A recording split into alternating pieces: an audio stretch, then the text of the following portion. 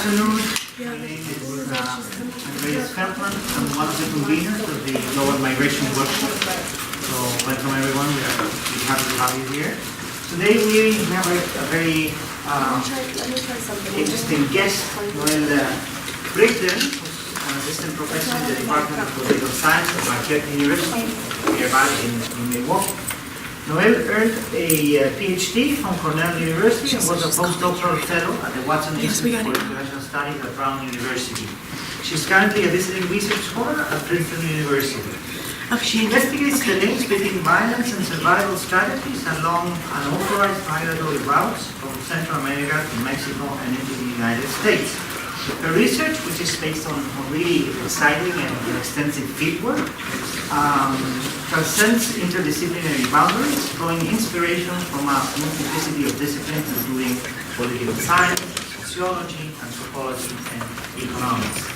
She has a forthcoming book entitled Migrant Passage, Survival, Place, and Clandestine Journeys from Central America, which is going to be published by Cornell University Press, and has published in several of very prominent journals, including International Studies Quarterly, Geopolitics, Migration Politics, and Anti-Politics. Her research has been giving very generous funding from the National Science Foundation, the Social Science Research Council, the Fulbright Garcia Robles Program, the Zeit Stiftung from Germany, and the Einaudi Center for International Studies and the Institute for Social Science at Cornell University.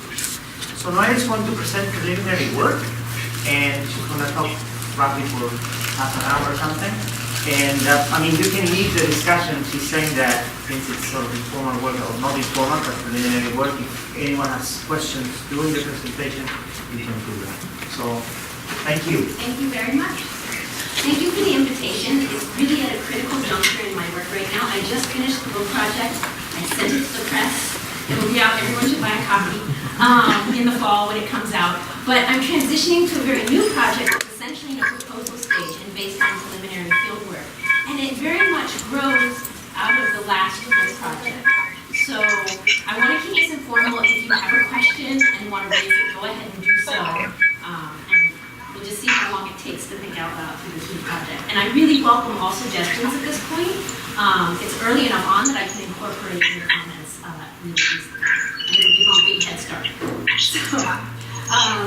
Okay, so what this new project is about is attempting to map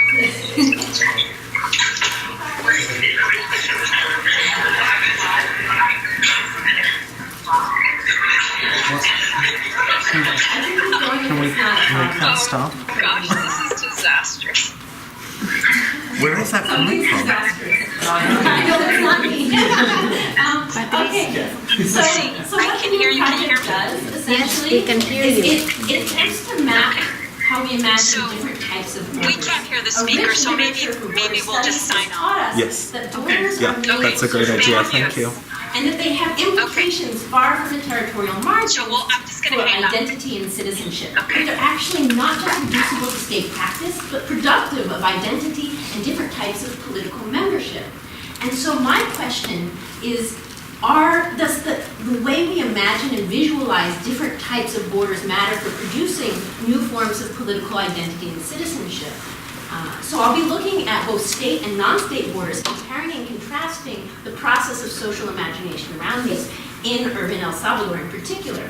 So I'll be looking at how people imagine and understand the borders of the nation state, how they imagine and understand emergent gang borders on the streets of El Salvador, and also the gated communities that have sprouted up in response to an acute sense of insecurity in that environment. So this grows out of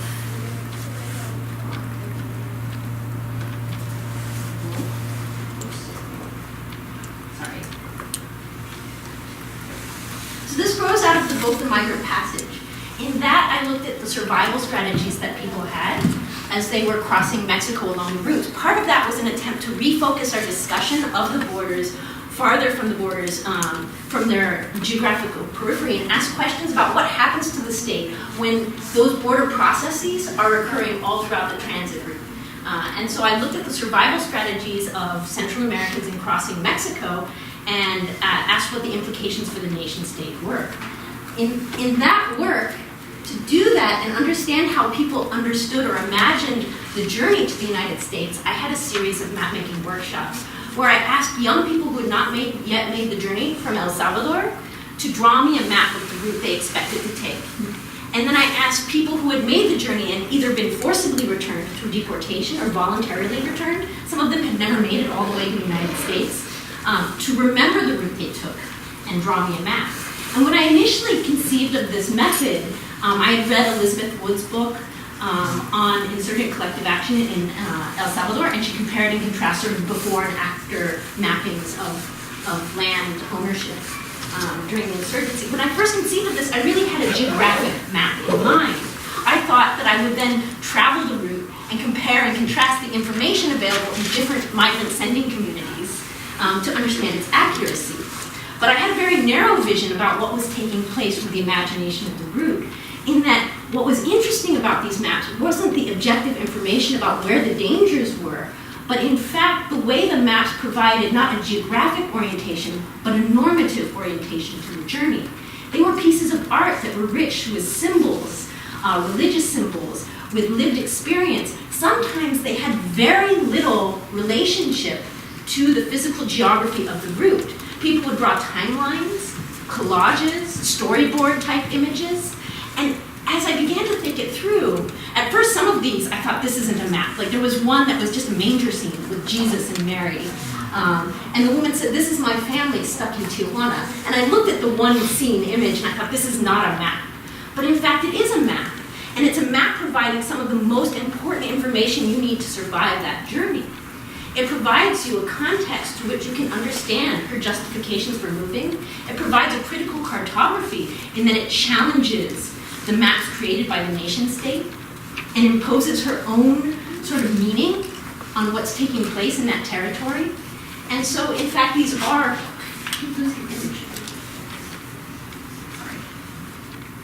these are maps. Here is supposed to be a map, but I don't have it open to slideshow, so you can't see it. Sorry.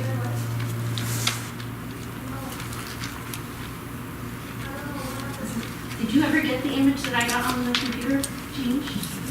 You're supposed to be looking at something much prettier than one name, which is a beautiful map drawn by a man who had been returned to El Salvador. So it's not projected, even though it's online.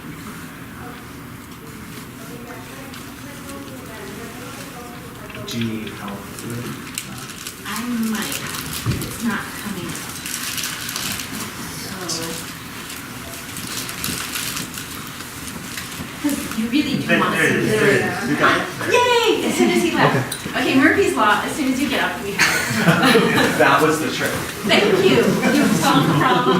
Okay, so to give you an example, this actually has a geographic orientation. But here, the young man had been deported back to El Salvador, and he drew the day and the night because it's the good and bad of the experience of the journey, and you can't disentangle that. They're linked together. And you can see that with the size of the borders, in that it's not just smaller because it's easier to cross from Guatemala to Mexico than it is to cross from Mexico to the US. It's smaller because the intensity of his emotions were less at that juncture. That good and bad all mixed together, because as he crossed each border, he had this sense of melancholy about leaving behind his family.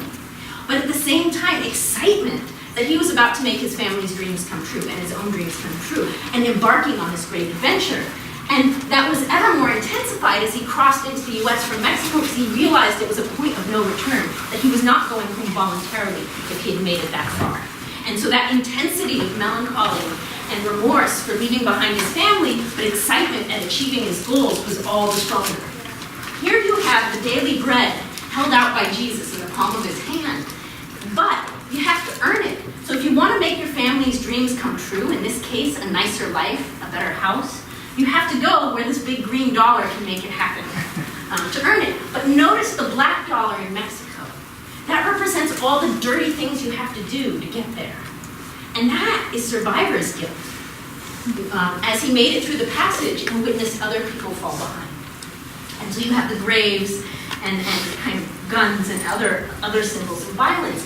And this There were some maps that were nothing more than kind of scribbles, depending on the comfort level of people with this project, with this type of medium of expression.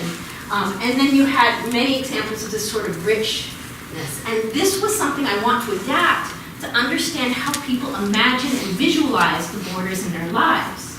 But not only the borders of the nation state, but also the daily borders they have to live if they can't cross into the United States. So the street gangs that have begun to enforce their own territory in parts of the urban areas, in most of the urban areas, as well as the gated communities that have sprouted up in response, and how people visualize, understand, and come to imagine these as social constructions. This is very much related to the transformation of the borderlands. So this is, even after who knows what Plan Sur was?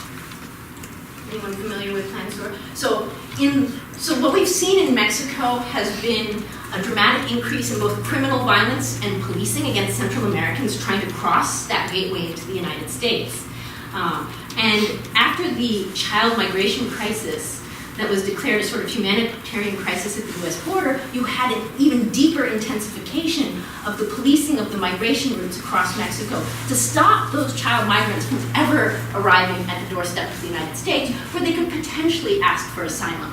And so you had greater policing of the trains that people ride like desperate hobos to try to get to the United States when they don't have enough money to pay for the secret compartments with kind of door-to-door service and so forth, to decrease that flow. And this picture is actually the Guatemalan-Mexican border around noon, after that intensification of policing that dramatically decreased the number of arrivals at the US border. It was relatively effective in that. But you can see that the border itself remains porous. It's actually the route that's being policed, not the border between Mexico and Guatemala as heavily. All day long you have kind of gray products crossing, toilet paper or clothes or tourists that just don't want to go through the official customs. And then come nightfall, you see other types of illicit traffic. But the border itself is not being policed there. It's internally where the majority of the policing happens, with checkpoints or security belts in southern Mexico and so forth. Bus stations, train routes. So we've seen this transformation of the borderlands moving inside, but at the same time we're seeing a proliferation of non-state borders that have emerged. So here we thought that globalization was transcending the borders of the nation state. The great threat to the nation state was going to be the subversion of its borders through transnational flows that were unstoppable. But in fact, what we see are non-state actors erecting their own boundaries, sometimes in concert with the purposes of the state, and sometimes against the purposes of the state, in a very complex way. So for example, when I was doing field work with Salvadorans, the major reason why they would pay a high-dollar smuggler for door-to-door service wasn't because they were most afraid of border patrol, but because they were afraid of the Zetas in that time period. So between 2009 and 2012. The Zetas were a criminal group in Mexico that controls terrain. And if you want to pass their terrain, you have to pay a passage fee. And the problem, of course, was that that terrain was changing hands so quickly that oftentimes the human smugglers themselves didn't even know who to pay and were also getting killed, trying to get people across. And so they were paying these high-dollar smugglers in part because they thought they would know who to pay in order to get them through. So you think of a smuggler as the person that knows the way, but that's not actually what a smuggler does. A smuggler is the person who knows who to pay.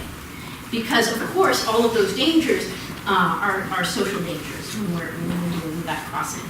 And so when I talk about the maps as a normative orientation providing useful information, that's because it's the social landscape, not the physical landscape, that provides the most danger. So that's part of why we want to get into the social imagination of these landscapes and borders. So we see this dramatic transformation of the borderlands to the nation state, but at the same time that we've declared some of these borders of the nation state to be under challenge, we see new kinds of borders emerging. So despite all the talk of the wall, which I have no doubt they will start to build some highly inefficient but political symbol at our frontier, this is still what much of the US border looks like for people making the journey where they're crossing. They can stumble for days lost and not know what country they're in or out, whether it's the US or Mexico. And so as I was listening to those stories of being lost in the desert, I was comparing it to the experiences that of people who had not left home in El Salvador. So when you live in San Salvador, you know exactly what footfall puts you across the border of the competing street gang. People are acutely aware of that territory. And so when I juxtapose that lived experience of a non-state border as something very concrete, something that could not be easily trespassed, something that was recognized and knowable, to the experiences of people wandering the desert for days and not knowing what country they were in, it became clear to me that something was happening as far as the territorial balance of power there. So I wanted to understand what that meant. And so this is from a community that I decided I couldn't work in because it would have put people there in jeopardy because it is very problematic. And you can see, you can maybe not see, but it's a reordering. It's a very controlled community by the street gangs. The street gangs control communities in ways that are kind of reminiscent of how we think about the state, in that they attempt to monopolize violence. They worry about their own security when people cross through. They collect taxes. They forcibly sometimes recruit within their own territory. They expect a sort of unchallenged allegiance from community members. And so we see that kind of control in a sort of patchwork across urban areas. And then this is a community that I expect to be working in on the other side, which is at the borders of some of these gangs. And the borders can be fluid. So again, the question is, if these kinds of borders have that sort of reality and the lived experience of people, what is the impact then on citizenship and potential for political membership in these communities? And does it matter how people visualize them or imagine them? And so this is from the first project. This is a map drawn by a young man who made it as far as Tapachula, which is the southernmost major city in Mexico, before they caught him and deported him home. And I'm very interested in the types of tells that give people away when they cross borders, and the types of tells people use visually to understand when they're crossing the border in this context. And I asked him, well, how did they know you were Salvadoran? And he said, well, maybe it's because we Salvadorans are whiter than the Mexicans. And I looked at him and I said, I don't know, maybe. Can you think of anything else? And he sat and he thought about it for a minute, and he said, it could be because I forgot to take off my belt that said El Salvador across it. Yeah, it seems likely that it will give you away, right? But these are markers that people use to see who's inside and out when people come to embody the border itself. So I want to know now what people use to understand when they cross the border. So if there is no wall, if it looks like a regular city street to an outsider, how is it that somebody knows when they're crossing the border or when they're approaching a border? And what's interesting is that some of the tells that people use seem to be highly unreliable. And themselves, just by the fact that they use these markers, might be engaging in a process of creating the border themselves as an active participant. So one of the young men that I was talking to, I was asking him, how do you know when you're crossing into, the next gang's territory? And he described the types of people. He looks for the lookouts of the gang, and he described the types of fashion that he expects the lookouts to be wearing, with a hat flipped a particular way and so forth. But what he describes is just urban fashion.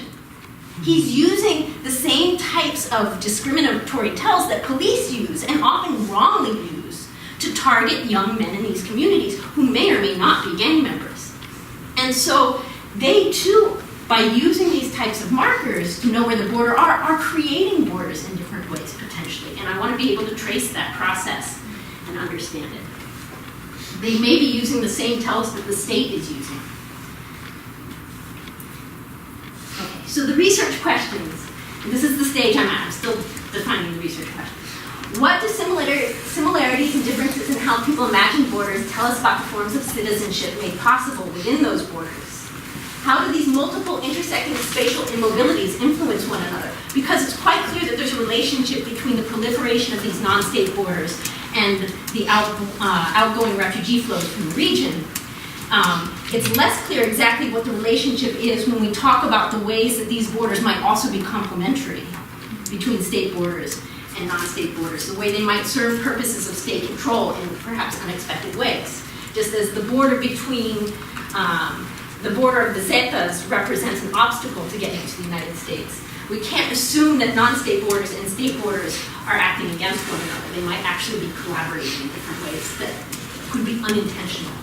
What are the implications for this process of imagining borders for the contemporary reorganization of the nation state? So very much this is about the consequences of how we visualize and imagine these types of boundaries. So I'm trying to outline a sort of research framework for doing this. The site of analysis will be the city. I'll be concentrated in 2 different communities in San Salvador.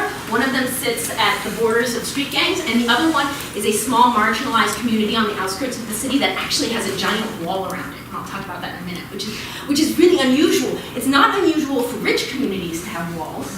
It's not even unusual anymore for middle-class communities to erect walls of varying legality.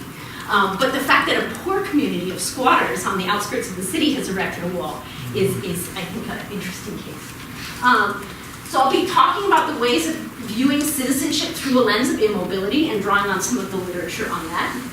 And then I want to develop a method of an iconography of borders. So understanding not just where people map the borders, but the types of visual cues that people use to understand borders and what that tells us about the types of political membership that might be made possible within them. So this is a map from the first project again. You have the national flower of El Salvador here. This is a woman who made it to the United States despite the fact that she'd been kidnapped en route. Her church in the United States was able to negotiate her delivery to the US after the kidnapping. The kidnappers. Early on in the journey, she was driving in a van with her group in southern Mexico, and she started to sing praises to God. She's very devout evangelical Christian. And the smuggler turned around and he said, "What are you doing back there?" And she was very startled. She said, "Oh, I'm just praising God." He said, "That's a great idea. Everyone sing. If they pull us over, we're a church group." And everybody just sang louder and louder and louder. But then later on in the journey, that same smuggler got in and made everyone promise that if they were pulled over, he was just a migrant like the rest of them. And so they got into the hidden compartment. I think it was a bananas above them, but I'm not sure. But it was a hidden compartment. They all get in, and she heard the 3 shots that killed the driver of that truck as they were trying to cross territory. And what had happened was that the smugglers weren't sure who controlled the territory at that point. And apparently they didn't pay the right person. And they were all kidnapped because they hadn't paid the appropriate passage fee. And she was fortunate enough that her church in the United States was able to negotiate her release to the US, where she ended up. She went voluntarily home when her mother fell ill and was dying. So she flew home to see her dying mother. And she set up her dream restaurant with all the money she'd saved. This is a woman who came from a small town in rural El Salvador, and not even the center of the town, like way on the outskirts after the roads turned to mud. And she managed to buy this beautiful and build this beautiful cement structure in the center of town with this amazing restaurant. But as soon as she started cooking food and the lines started coming, even though they live in a rural area, the extortion demands began.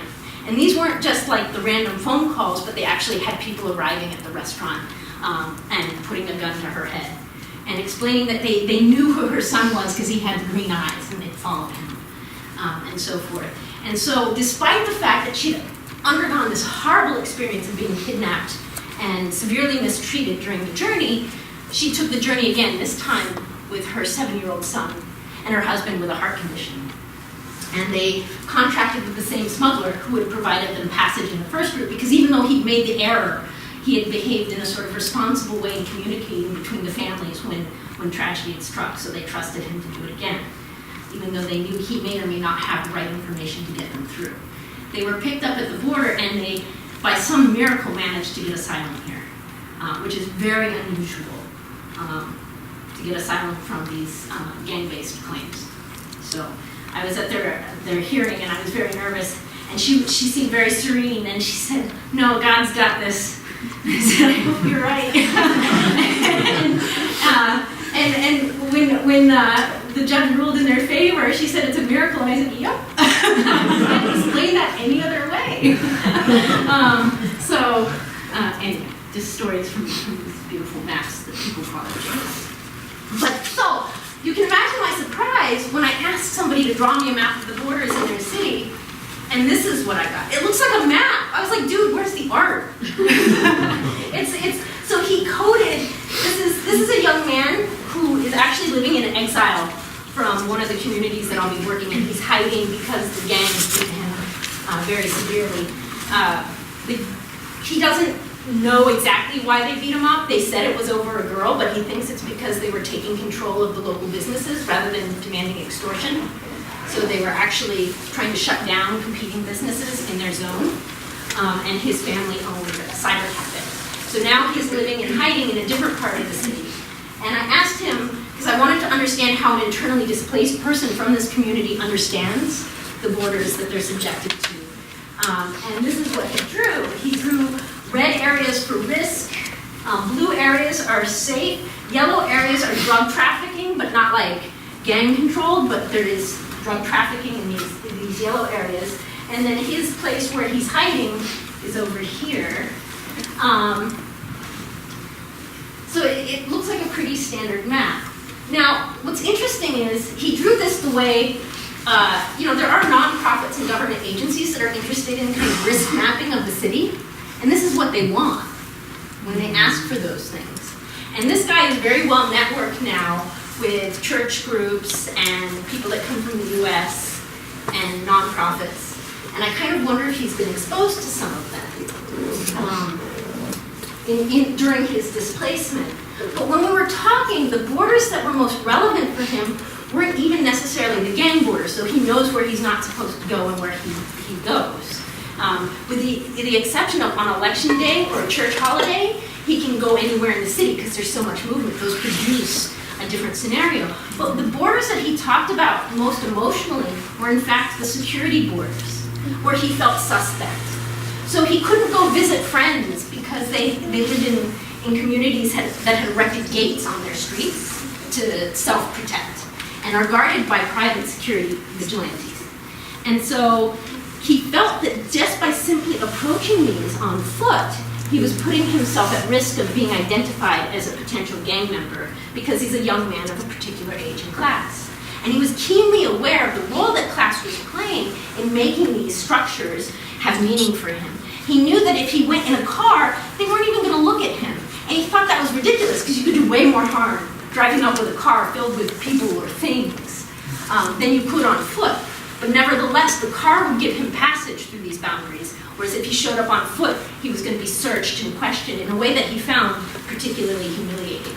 There were other parts of the city he only felt comfortable going with his gringo friends from these church groups because he felt like if he was just a young Salvadoran man of his age showing up, he would be suspected. But showing up with a bunch of gringos, it seemed like the tourist site made sense.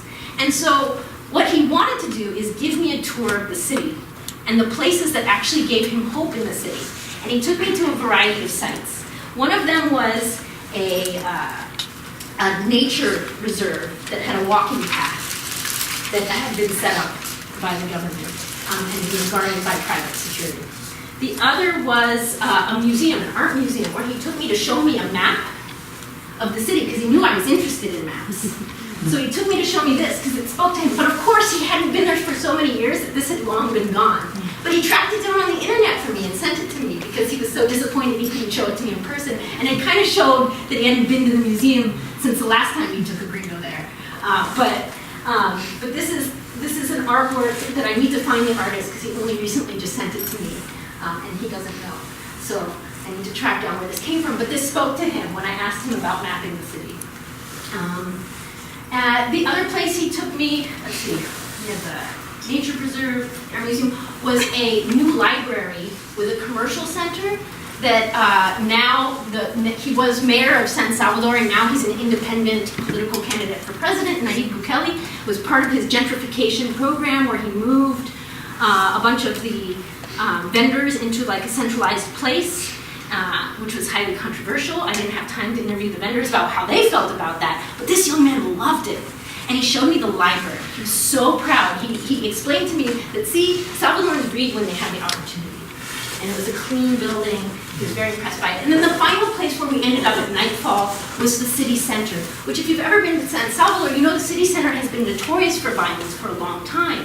People have a reputation of getting off one bus and sort of running to the other bus because there's a sense that there could be a shooting or other types of problems, because it's a place where you have a lot of different market spaces that come together and with profit-making opportunities of both legal, illegal, gray varieties. But nevertheless, this night, this very popular mayor had set up a concert, and it was a Nutcracker concert for Christmas. And the whole place was lit up with Christmas lights. And he explained to me that he thought that this was in fact the future of his city. And he looked at people of different classes, who we called kind of campesino, and he said, these people probably had never heard of classical music, but here they are.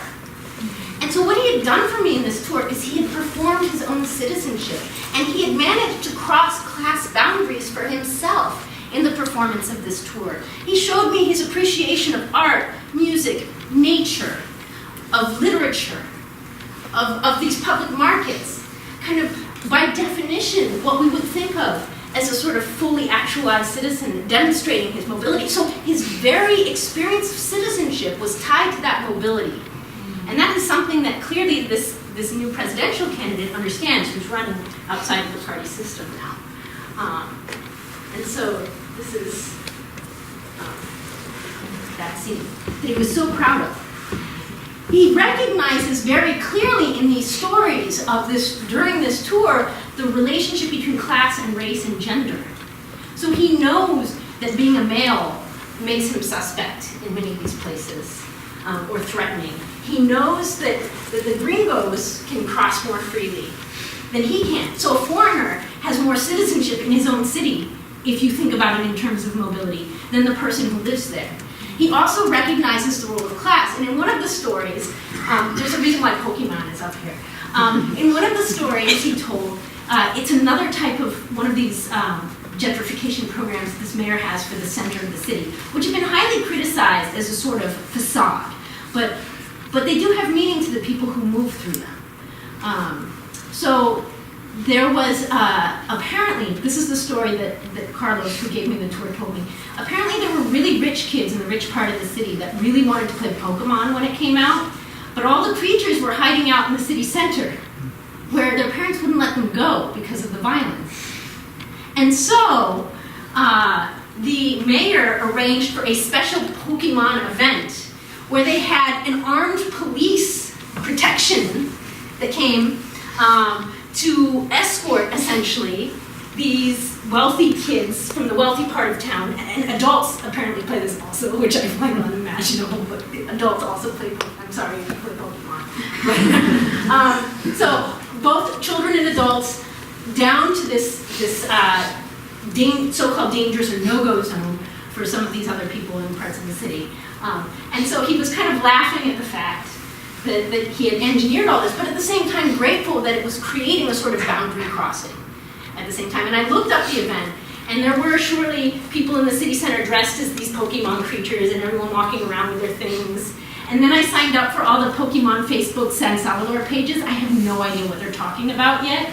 My son, who's 15, has to explain all of this to me because I still don't understand what they're doing. But the part I did understand in all of these things where there are a series of jokes that run through the Pokemon discussion about, oh, I dare you to go to Tonaraca, which is a dangerous part of town, to go see what Pokemon you find. So even there you have a sort of hyper-awareness in play of these boundaries. And so the research on Pokemon continues. If you have any understanding of what they're talking about when they talk about Pokemon, please tell me, because this is a whole other language that I just have yet to master.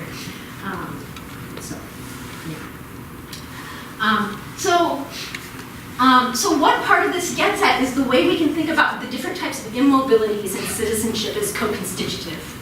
And the way this occurred to me was during the first project, the man that drew this map was thinking about the transnational destiny of his family.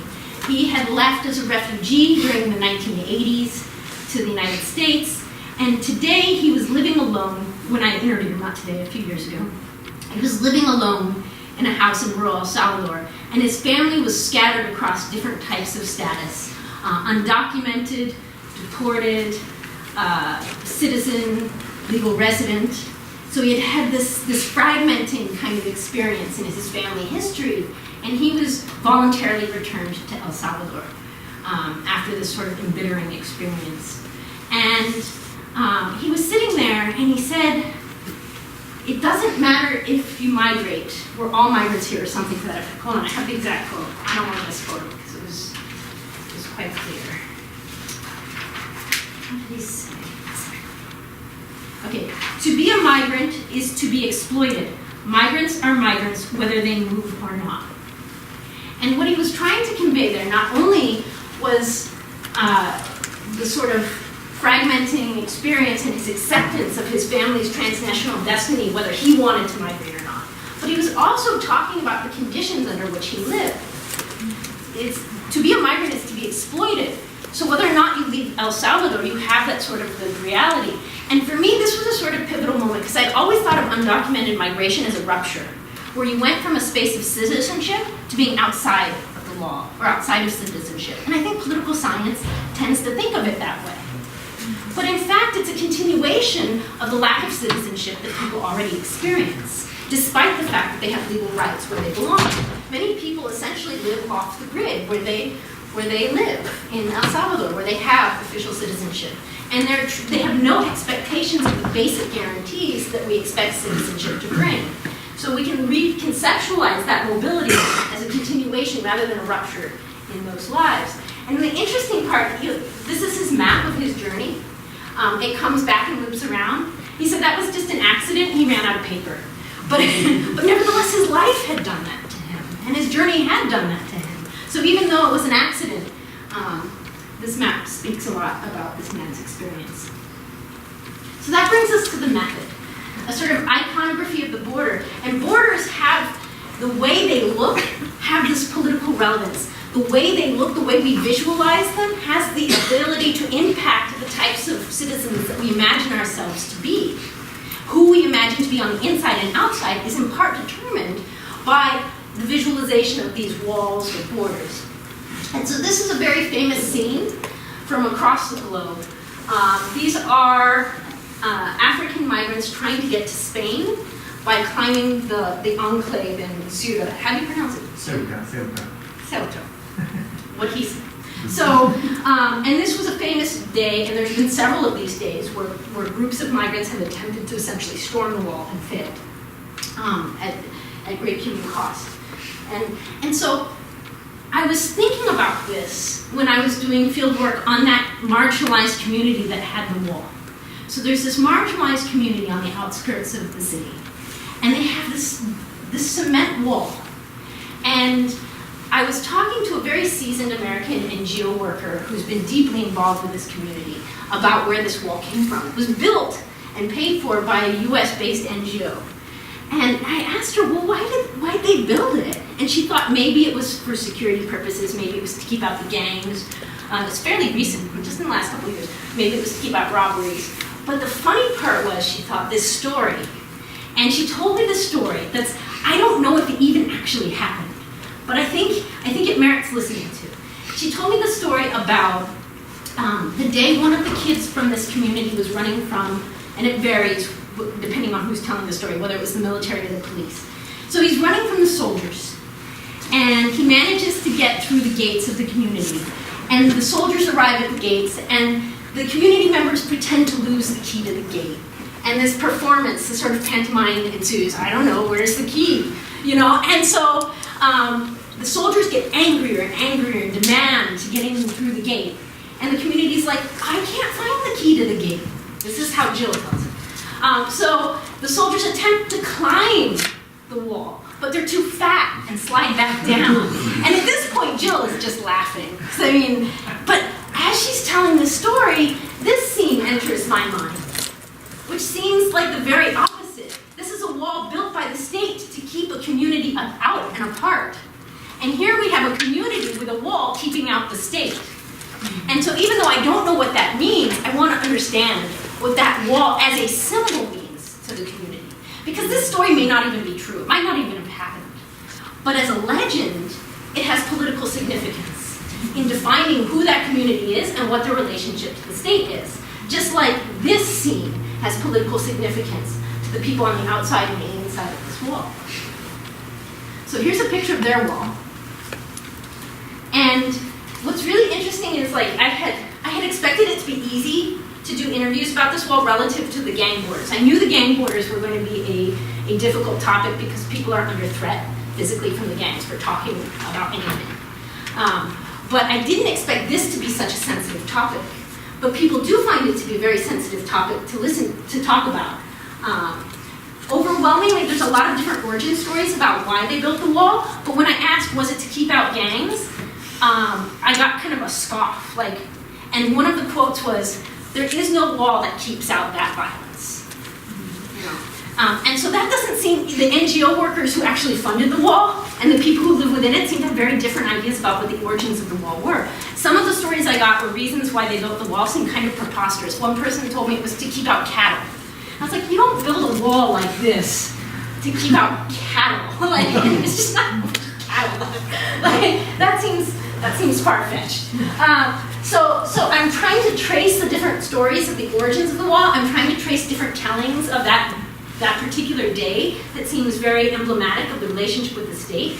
I'm also going to start, I haven't started yet, doing interviews outside of the wall in the communities, the surrounding communities, because one of the community leaders who I interviewed in the community right next door, just on the outside of the wall, said, "God, I wish we had a wall too," because the soldiers and police had actually burst into his house 4 times to harass him and threaten him just recently.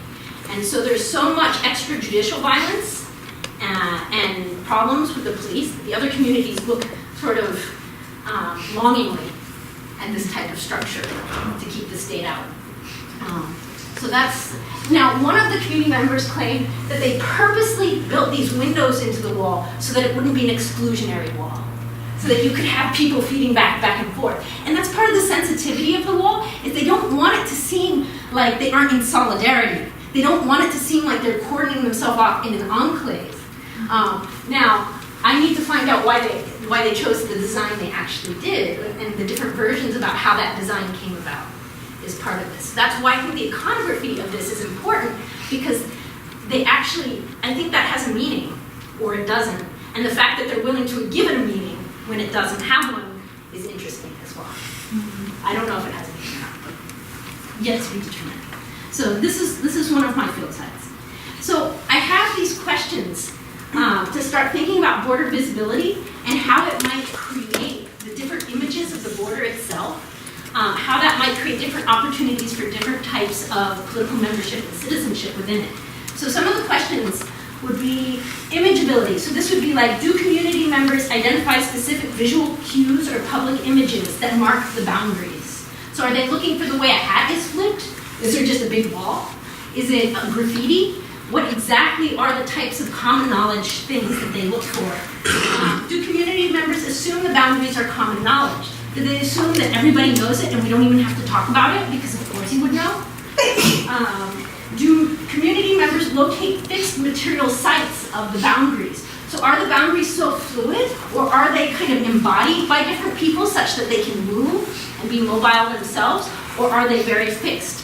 Like, I have a friend who took me almost, right down to the crack in the sidewalk and told me this is the boundary.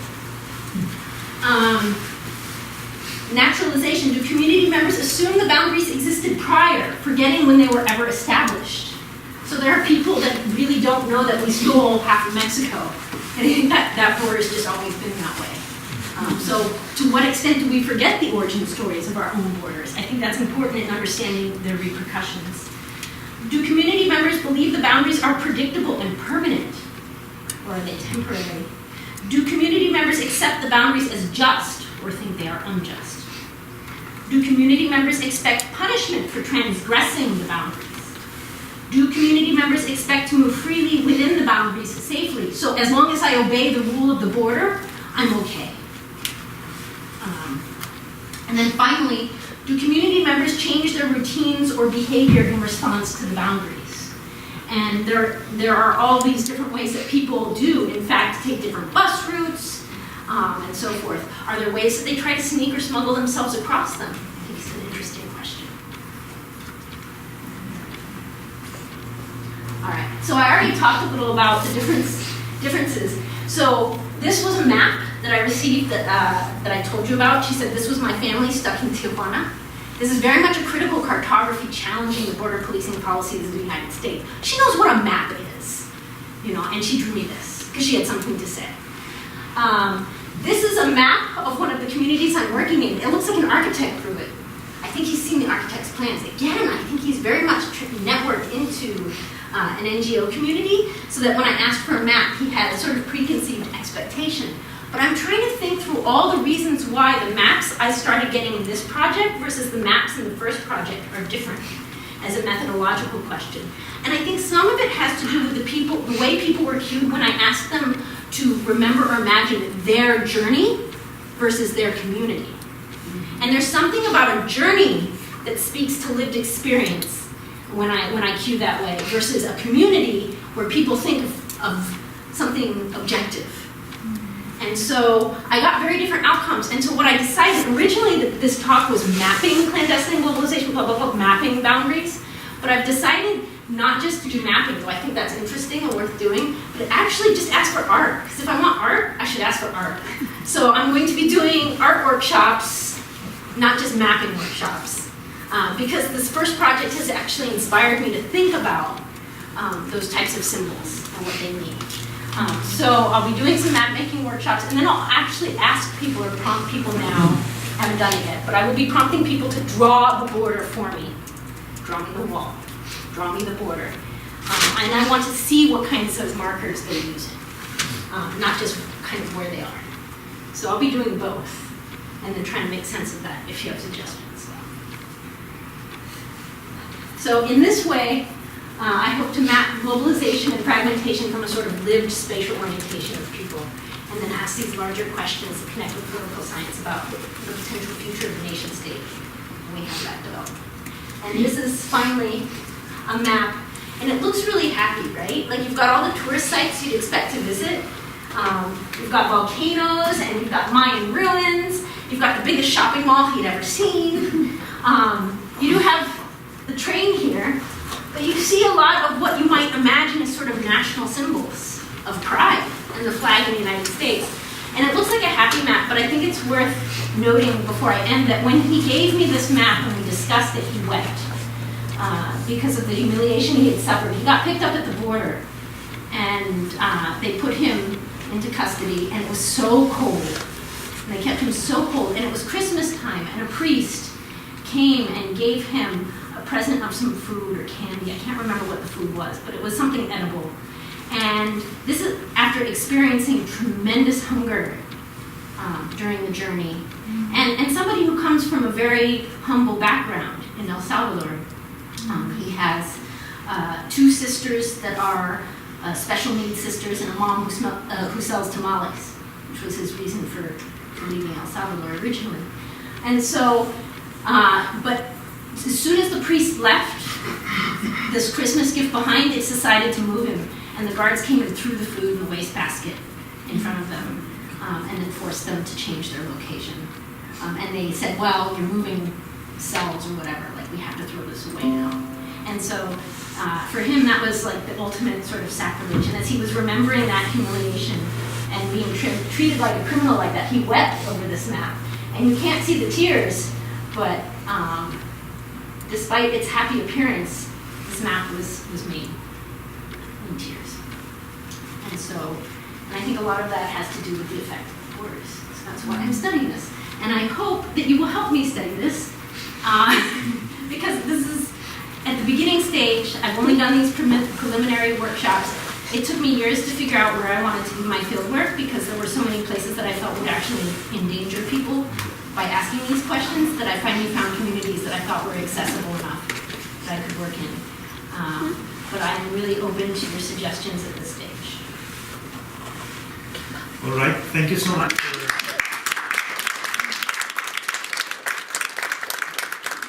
have a good half an hour, so the floor is open for questions or comments on Noelle's work. Oh, I'll say one more thing. I normally live in Milwaukee. I'll be home in the fall, and so I'm really close. And you're all welcome to come visit Milwaukee. I'll be teaching a politics of street gangs class in the fall, and I'm happy to have people come by. In Milwaukee. It's not that far, right? You're imagining the border.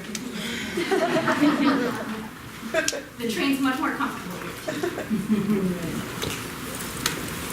That's such an interesting talk, and I just love the fact that you're working so much with images. And at first I was a little bit confused by how you would put together the constructed walls with the imaginary negotiation with borders. Then, as you went on, I started wondering where ideology or ideology, depending on where you're from, fits into the picture for you, because I don't think the word Althusser has ever escaped my mouth in a question, but I was just wondering about the way that Althusser talks about the imaginary relation to the real in ideological state apparatuses, and how whether part of what you're asking us to do is to get out of the idea of thinking about borders as part of the repressive state apparatus, and instead look at both the imagination in the production of maps and also the actual constructiveness of borders as just ideological through and through, like part of our imaginary relationship with the world. Is that sort of like how you would bring those two together? Am I reading So I'm you not right? going to pretend to know what Althusser thinks about, but what I think is interesting here is there's a tension for me about this, in that I do want to get away from thinking of it as strictly part of the repressive state apparatus. At the same time, I think they're often experienced as very repressive. Yeah. And yeah, I mean, I think the borders are turtles all the way down, in that regardless of whether you have the cement structure there or not, it's imagined, but a social fact. So I don't see a big distinction between kind of the physical structure, because it's real value, and I think it's telling when the guy says, there's no wall for that kind of violence. Right. Like the real value of that physical structure, whether it's Trump's wall or this community's wall, is in its imaginary quality, not its physical quality. Yeah. So I think that's really interesting. So what you said about the repressive state apparatus, though, and getting us beyond that, I think I need to think more about what the implications of that are, because I still see these as, I can't forget the sort of terror and the feeling that people have with that. Even though I do think that they are, we already have a great border studies literature that talks about how they're creative, regenerative, as opposed to strictly a function of state capacity. Yeah. So that's kind of the literature I was. Right. Does that make sense? Yeah, it makes a lot of sense. Right. And it seems as if you're also asking in these art projects, in the artwork, you're in a sense asking people to negotiate their imaginary relationship with the real. So it's not just like arbitrarily like paint me a painting, but like negotiate that relationship to the real. Yeah, and I think they do that in narrative too. I mean, I don't Yes. think that's only happening in art. Yeah. I found your talk fascinating. Very, very interesting. I just happened to be last week in El Salvador, so it was, I think you're really much on point. I had a couple of suggestions. I think that when you're talking about migration in this context, you should consider documents, the documents you need or do not need to migrate. And I think that that's a key element that you may somehow want to include into the project, both within El Salvador and as well as when you're traveling abroad. Absolutely, and this is a really interesting way these borders link the state and non-state actors too, because as you probably already know, In El Salvador, you have to have a national ID card at all times. And one way that police decide which young men to harass is they get the ID card from the young man. And they did this during the Civil War period with ID cards as well, as they were trying to weed out subversives. But the gangs will also ask for your ID card to figure out what community you're from, and thereby be able to place you and decide what the ramifications of you crossing the border are. So the gangs are actually using the very state institutions to their advantage in that way, and the documents are one way that that plays out, or one state institution around which these processes can play out, and the borders can be embedded in the document. Absolutely. Yeah. My second point is, and this may be something that you want to trace, is that the ICRC created this kind of leaflet that they are distributing to migrants in the route with some kind of warnings or advice in terms of what they should do. And the leaflet includes a map. And what they have been finding in the shelters is that many people may not read the warnings, may not know how to read, but they are definitely using the map. And so if you're working on maps, I think it would be interesting for you to follow on that map. And it became so interesting and used that another NGO decided to print the map on cloths of material because it doesn't get wet. Yeah. And so they can continue with that map. So I think that as you're looking into different maps, that may be something. So these maps have circulated the route for many, many years. I know. For a long time. What's interesting is I do think the use of maps has changed along the route substantially since I started working. It used to be that maps were super foreign to people, and they would prefer word of mouth directions. And when there were maps, people weren't really using them. I mean, when I first devised the idea of mapping, I thought about how I would make a journey, and I'd go on Google Maps, and I'd look at the physical contours of the route, would be one of my first steps. But people, when I asked them in 2009 about maps, they weren't using them. And they found them interesting in the shelter, but people, when they come across them in the shelter, but really it was word of mouth was the amount of information. I think this is changing. And I think part of it has to do with the diffusion of different technologies, including cell phones. So people are starting to use Google Maps and these kinds of things. And so I think people's relationship to maps has also changed. That might explain how I'm getting different results. How many years has it been now? Almost 10 years later since I started the first project. So there is something about the way people relate to mapping technologies that these influx was worth thinking about. Which is kind of interesting because these migrants, overwhelmingly are from very poor background from the countryside. So their relationship with technology is also changing, right? Because they may not even have seen one before they made a trip. So most of the people were literate and they had maps in school, but you're right, it wasn't common. And in fact, it was really, really hard to get people to do the mapping projects. So I got the idea from Elizabeth Wood's book. And then when I got out there, it was really, really hard. And people would talk all day to me, like hours. And I spent weeks in somebody's house, and I'd be like, "So, have you thought about the mapping?" "Oh yeah, but let me tell you in one more story," And it would just go on, and it was really hard. And I only got a lot. So I did work in 2 rural communities with these maps, and where I got the most response was where I was actually giving English classes. So there was a sense of reciprocity. I was working in a convent. The other community, I had my crayons stolen. And so it was really hard to do. And then I went back to Elizabeth Wood's book and I found a footnote. And it said it was, mapping was not a natural way of doing things or something in this footnote. And it was really hard to convince people to do this. And I was like, oh my God. I could have been warned. That belongs in the text. So yeah, it was really foreign, and you don't see it here because they're harder for me to display, but particularly some of the older or people that lived off of the beaten path that I think had less educational background sometimes would draw a circle and then a line. And many times people would say, I can only map when I'm talking because it's natural for me to talk. So these things were sometimes co-constitutive. I actually left it open to people how they did the map. If they wanted to do them alone and then sort of present me with the map, that was fine. If they wanted to do it at their kitchen table and include people that walk through, that was fine. If they wanted me to provide a special private space for just the 2 of us, that was fine. And if they wanted me present while they were doing the drawing, that was fine. So I left it very open-ended about how they would do it. And people chose a variety of different ways, sometimes I think mimicking how they might think through a migration decision. So the people who were at the kitchen drawing their map, the people who would pass through that kitchen were oftentimes the same people who were privy to that kind of information about the decision, or who they might consult otherwise.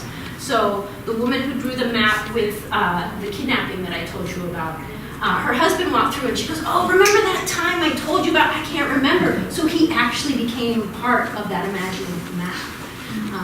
And that wasn't true of everyone. So yeah, I think it varies a lot depending on both how comfortable they are with the medium, and then what kinds of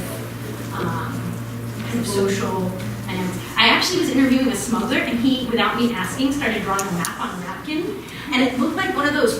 I don't know football, but you know in the movies where they draw the football plays and they have the X's and O's and stuff getting through the linebackers. That's what it looked like, and I reached for it and took it.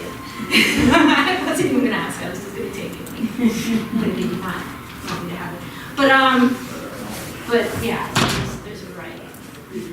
We also wanted to ask you whether you could have contemplated considering not only those that travel on the ground, but also those that now fly, kind of adding the layer of permanent residents, those who became U.S. citizens, who are now traveling by air, how they experience the borders. Because I think that's really interesting. That would be very interesting. Yeah, and I mean the way that intersects then with class, and the changes in the class structure in El Salvador, I think that's very interesting. Yeah, having them draw the border. Yeah, so one thing I did in the last study was I had originally thought of having people that didn't migrate draw the journey, but I started asking people who didn't plan to migrate to also draw the journey, because it turns out that whoever made the journey or not wasn't predictable. So somebody thought they were going to leave tomorrow and they're still there 10 years later, and somebody said I'll never leave and they were gone 2 days later. Kind of happened, and it wasn't because people were being secretive, but because these decisions just have to be made. And so I started asking everyone to draw the journey, but I think this thing about flying and the way that relates to class is very interesting. And with TPS getting revoked as well, could be really interesting. Yes? Excuse me. You might want to check out Palestine. You know what I mean? The wall there. Absolutely. I can think of at least 2 films that I've seen. You know, we're on one side of the wall and our olive orchard's on the other side of the wall. There's a film called Checkpoint. Yeah, these technologies are transnational themselves. So the technologies enforcing the national are transnational. So there's a great deal of feedback between what happens with the construction of walls and how they look in Palestine versus here. One of the books that actually inspired some of this idea of thinking about the iconography of walls is by Kotef. I don't know if that's how she pronounces her name. It's Kotef. I think it's 2015. And she looked at when in Palestine, Israel, there is actually a very clear physical boundary versus a sort of ambiguous boundary zone, and how the invisibility versus the visibility of that can create different kinds of practical dynamics on the ground. And so that very much was part of the inspiration of that. So yeah, I think that's an interesting thing to think about, how those boundaries work as well. I have a question or comment. Have you thought about using as a unit of analysis instead of the city, the neighborhood? Because that's that's what I'm doing implicitly, isn't it? Yeah, well, most of comparative politics in areas work, for instance, he has dropped the whole notion of the city and look more at the sort of dynamics of neighborhoods. I think because if you are looking at borders and how this sort of non-state architecture, I think probably neighborhoods or enhanced neighborhoods, if you will, might help you. Is that something that is common in comparative politics at least? Who was the citation that you It's Arias, this one. Oh, Arias, Yeah, I haven't read that. so, yeah. In many others, I think many people doing sort of instances of violence have been, or Moncada, another one has been sort of comparing neighborhoods in Medellin and Guadalajara, which is a really interesting sort of way. And the other thing that I was thinking, it's probably very unpractical and difficult, but it would be really interesting to sort of find out what's the mindset of the gangs when they try to set up the sort of border. So what tools are they using? I mean, other than physical force, they want to make sure that people comply to their demands, and that other gangs understand that this is their territory. So what types of marking are they using And how do they make sure that, you know, the way they delimit the territory is actually working? So it'll be really interesting to see if I don't know if you can- what the gang members think about how they mark territory versus what the community members think. Exactly. To see if there's a disconnect. Yeah. And see how that plays out. So I would love to do that. If I have the opportunity, I would definitely be interviewing them. Yeah. But I think I actually implicitly was already doing this neighborhood I think thing you and do, not yeah. realizing it. I think you're doing the Yeah. neighborhood rather than the city. I think the city was used because that was the literature I've just been exposed to, was talking about the city. But I think you're right, that I'm already doing that anyway. Yeah.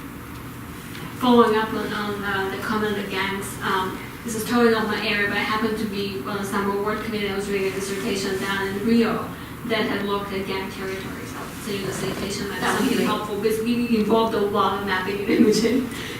So it was very fascinating. That somebody had lived there within the gang territories for years and worked out all these details of how they know and what happened. And what's interesting is the way this mapping, I think, plays a role in the imagining too. Mhm. So the mapping of academics, of NGOs, of government actors, everybody's eager to map. The UNHCR had a mapping thing recently where they were trying to map for internally displaced people some of this stuff. The newspaper, the journalists have mapped the gang territories, and thinking about that as a layer of how this is imagined as well. So not just as an example of scholarship, but the way I think a lot of this is actually, I think the maps too of these young men is part of that. These are young men, the two young men I interviewed first happen to be very keyed into that community too. And so that's playing a role. And I have another comment more general. Again, my area focuses mostly on Europe, but when I was in the beginning of the, excuse me, when you talk about how the security has moved from the Mexican border within the Mexican state, it reminded me what Burkina is doing in terms of externalizing, paying off millions of dollars to Turkey to keep the camps there rather than the refugees in. And Italian authorities working with Libyan authorities to keep the boats there rather than have them cross. So It's a global thing. Right, It's actually, right. I'm very much grounded in Central America by practicality, in that Spanish, and it's really hard to be able to spread yourself out with this kind of fieldwork. But I absolutely think it's a piece of this larger global thing. Yeah. Thank you very much for your presentation. I have one question and one commentary. The question is pertaining Elizabeth Wu's work. Similarly, in her case, map representation show transformations of power dynamics over time as a result of the armed conflict. Right? So in this kind of maps that you show, the transformations in the power of the state and actually the state coercion and repression, and also suppressing. So I wonder why, for instance, now the Salvador state have been deploying massive police and military operations all over the country, many neighborhoods. So I was wondering why this massive phenomenon is not shown in the maps. So basically, thinking about comparatively of your experience in using this methodology and Elizabeth Wood's experience, that in her case apparently those changes brought by armed conflict were very obvious in map making. But here apparently the power of the state is not so clearly present. And secondly, I guess the other question is if anything, the idea of fragmentation has to do a lot with this negated neighborhoods, right? All over the place, and some of the middle class and the more elite sectors have literally divided the urban territory. Moreover, created more or less autonomous, like mini territories where they draw their own set of norms and the like.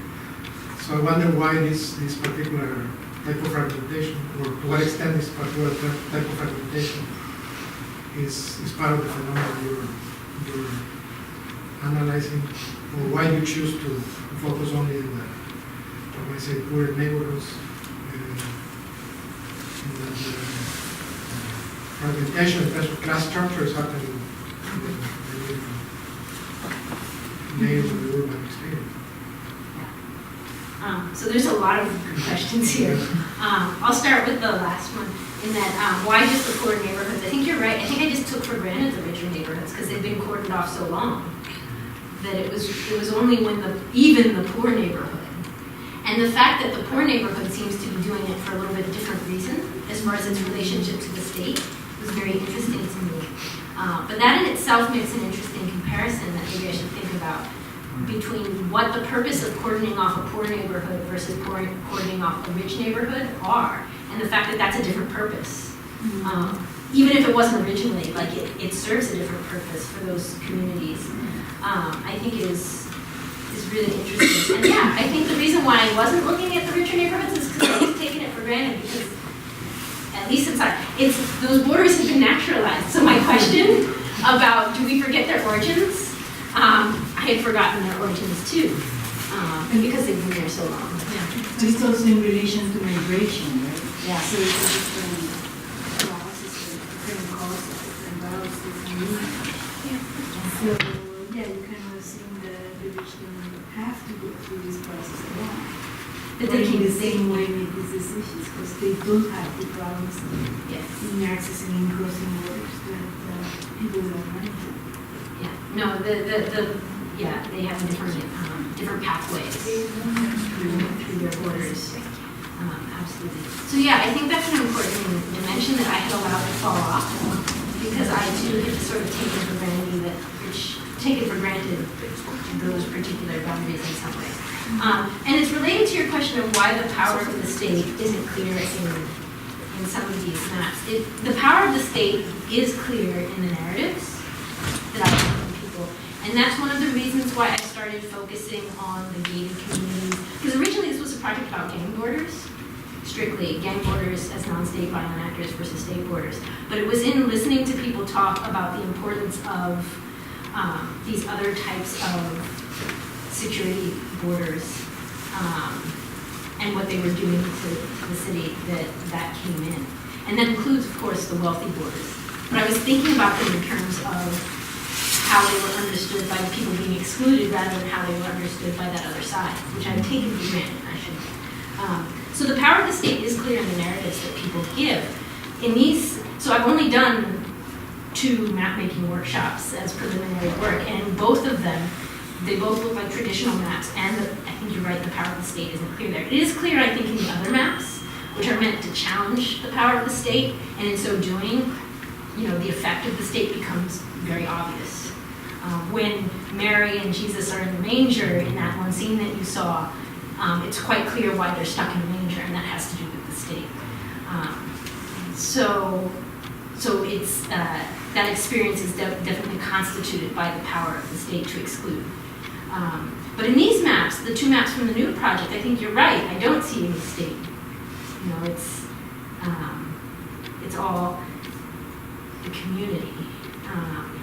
And I think that might have to do with the sort of expectations that the Q gave these young men, their relationship to maps, and their relationships to the NGO community that's doing this mapping, which gets us back to, the fact that there is a role there's a level of the social imagining that's not happening within the community, but being affected by other imaginings at different levels. If that makes any sense.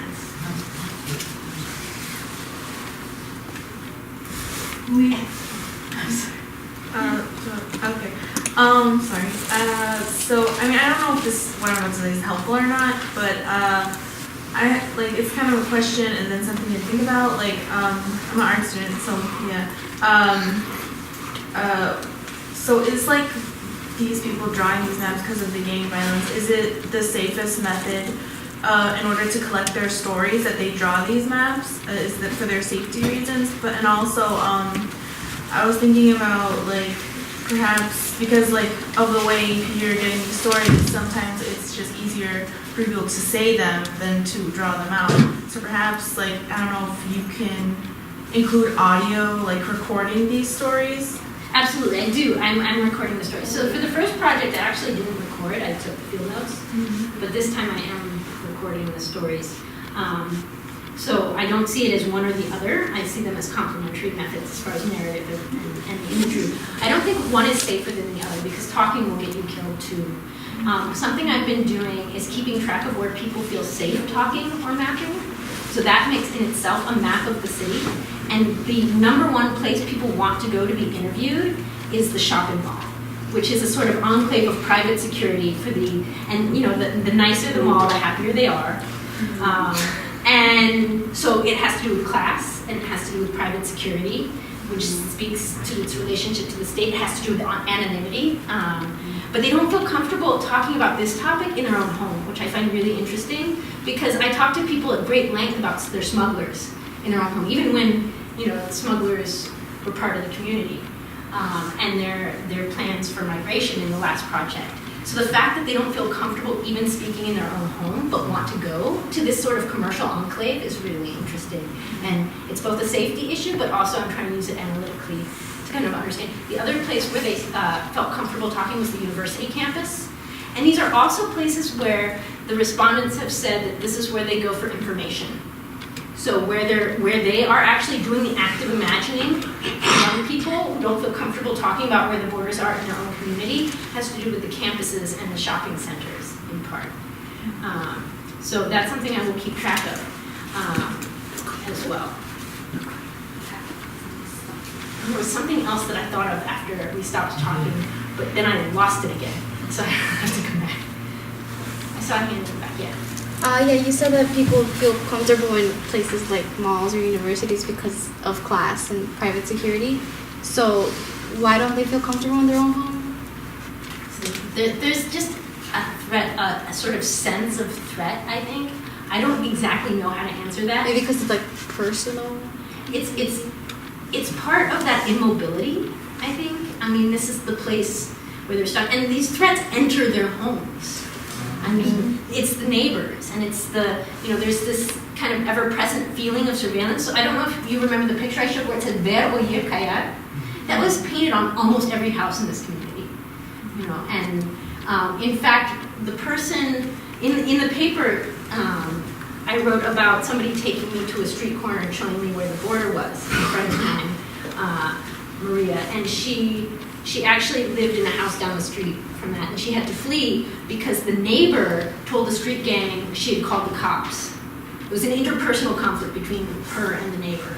It had nothing to do with the gangs, nothing to do with police, nothing to do with the fact that she worked as a human rights activist even. But it was this interpersonal conflict, and so, so the neighbor, the person who is closest to her home, is the one who's responsible for essentially having the gang show up at her house and threaten her and whatnot. So the home is not a safe space in this context at all, which is why people are fleeing, and if they have the opportunity. It's interesting because it's actually easier to interview people actively being smuggled across the borders of the nation state than it is to interview people in their own home in El Salvador, which says a great deal about why people are leaving, about voice.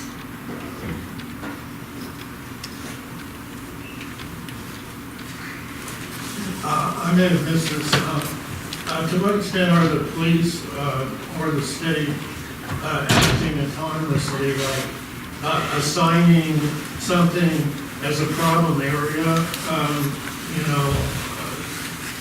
We don't really try to enforce within this area. Okay, that's an interesting question. Yeah. So the police and the military are involved in extrajudicial killings right now that are increasing. To what extent those are organized is open to debate. But yet the police are very much involved in violence against the communities to the point where many of the young men fear them more than they fear the gang.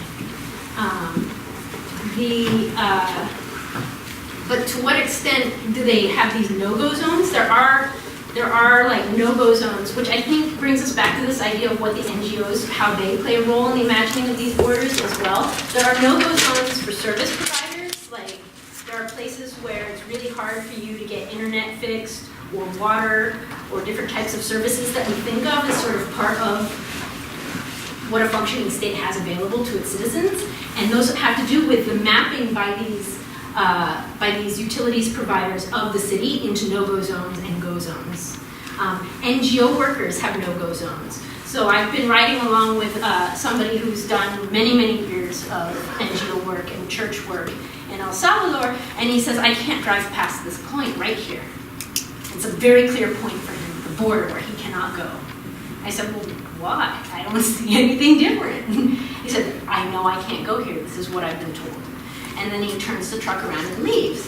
And he's worked in this community for many, many years. And of course, the next day I go and I drive all around and I look around and I'm like, I don't see, so there's a question about what those no-go zones mean and whether or not they are playing this active role in helping imagine borders. So those areas that become no-go zones for utility providers, for NGOs, are also zones of stigma. So you talk to a kid from one of these communities and he says, yeah, when I leave my community and look for work and they find out I'm from this particular place, people look at me like I'm criminal. And so the fact that there's something happening there, I feel like dynamic, with the imagining of those borders and what they produce inside and outside. And certainly there's implications for not only the police, but utilities, NGOs that are all kind of mapping the city for safety.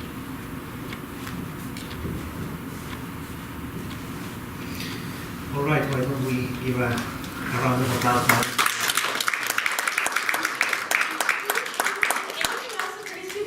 I'm going back to El Salvador for 3 months of fieldwork in May. So if you could talk to me before May, it would be greatly appreciated because I will be all the more productive with your ideas when I go back in May if you let me know. And so I'm sure my contact information is online. And You're correct, ma'am. yeah. I don't mind having